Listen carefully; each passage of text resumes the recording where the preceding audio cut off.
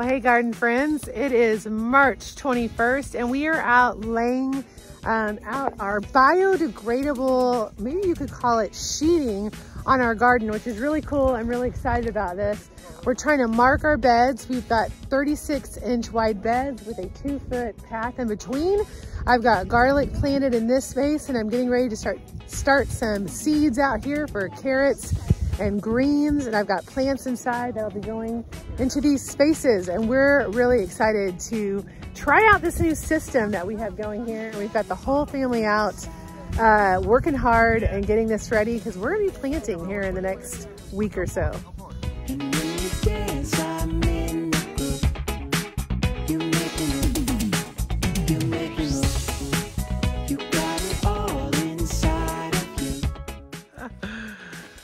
Well, hello, Blaze. What are you doing? What a cutie. She's going for a ride.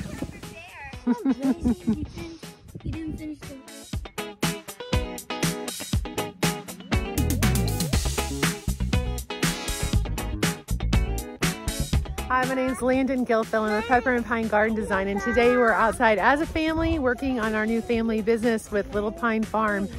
We are turning our garden efforts into something for the local community, offering organically grown produce at the farmers market, as well as our veggie subscription boxes. So this is something we've been talking about for a while. We were gonna do it last year, and then it didn't end up working out, which was fine. It gave us more time to kind of like zero in on our systems. So what we have going on behind us here, it looks more like a crop garden or a market garden style bed, which is really exciting. I will still be doing a lot of my companion planting and interplanting, but with more streamlined rows, which is kind of what I was working on last year. So we'll be getting more into the nitty gritty of my design plans and where I'm putting things in the garden. But for now, I just wanted to give you sort of a sneak peek of how we're actually laying out the beds this year.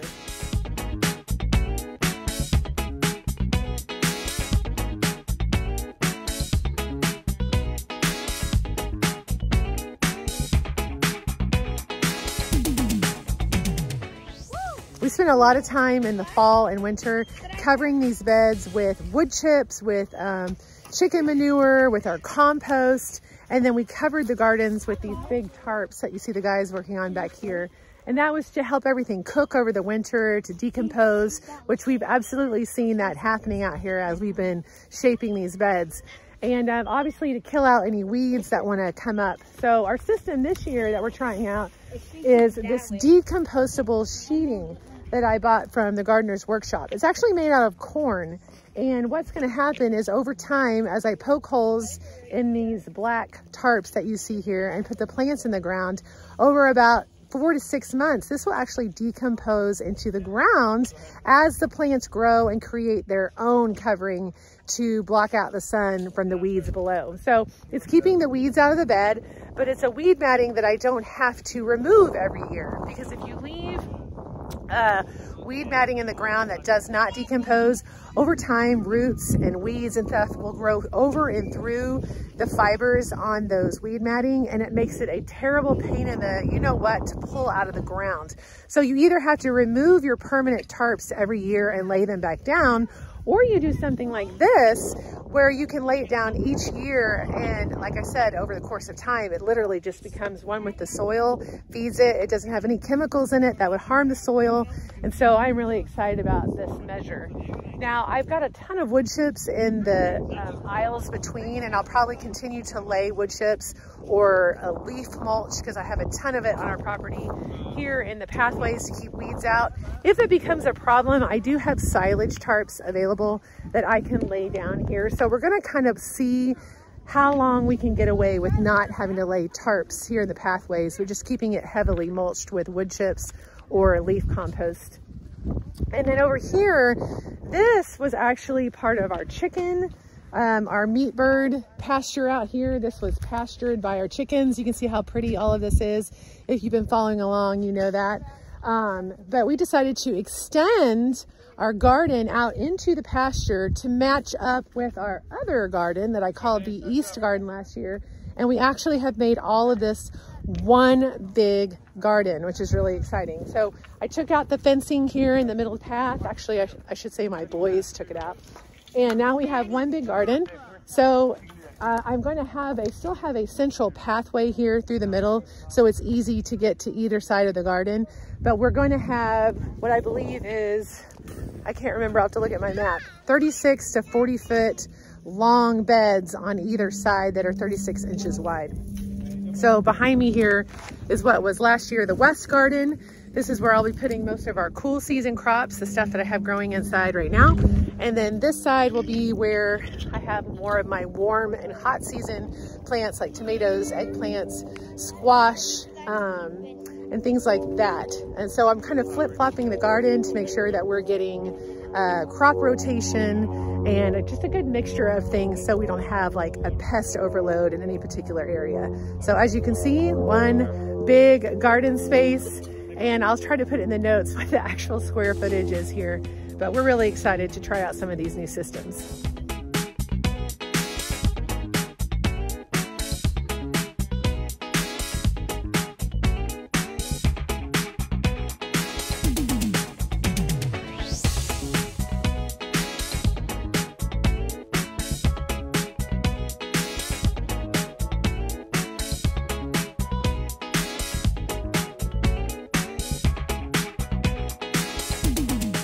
Well, I bet you could guess it's the next day.